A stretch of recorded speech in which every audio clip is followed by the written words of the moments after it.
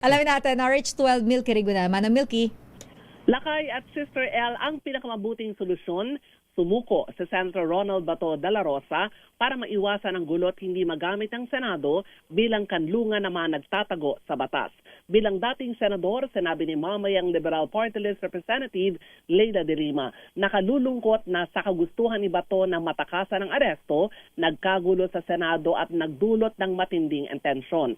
Ayon kay de Lima, ang Senado ay isa sa mga huling sandigan ng ating demokrasya. Hindi ito dapat maging entablado ng karahasan o kanlungan ng sinumang tumatakas sa batas. Ang sabi naman ni dating Representative Teddy Bagilat, ang Pangulo ng mamayang Liberal Party List, alam nating lahat kung saan nag-ugat ito.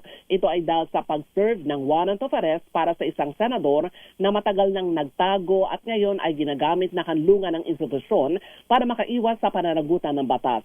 Anya, walang sino man ang dapat masaktan para sa isang senador na tumatakas sa pananagutan. Ako si Milky Riguna, nagulat para sa DZRH. Yan, Pakay. Ayan, anong sabi ni Senator de Lima? Kino-confirm ba niyang kwan? May report ding nakatakas na si Bato? Alam mo na kay, kumakalat yan sa SOCMED at mukhang isinakayata ni Senator Robin Padilla sa kanyang sasakyan mga alas 3 o alas 4 ng madaling araw kanina. Pero yun nangyari kahapon, Lakay, talaga namang hindi nangyari nung mga nakalipas na kongreso. Ayan, Kung matatandaan mo, Lakay, noong 2017, inaresto si former Senator and now Representative Leila de Lima, mahinahon. Noong 2018, Senator Antonio Trillanes inaresto rin dahil na-revoke noon yung amnesty, pero maayos din. Pero ito, Lakay, grabe. Ang kaibahan daw kasi at least dito ay kukulong. Si Bato sa diheg.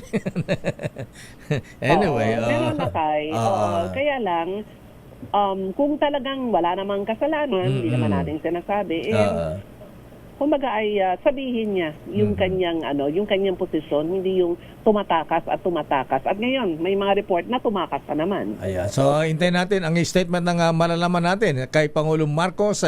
Siya ang magsasabi ng confirmation kung itinakas nga ba ni Senator Robin Hood si Senator Bato. Abangan natin sa presidente sa Malacanang.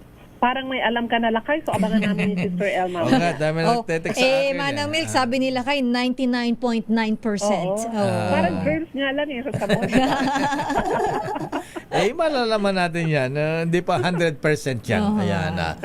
Okay nga, Rod. Maraming salamat, Manang Milky. Balik sa'yo, Lakay, at Sister El. Dummy. Bye.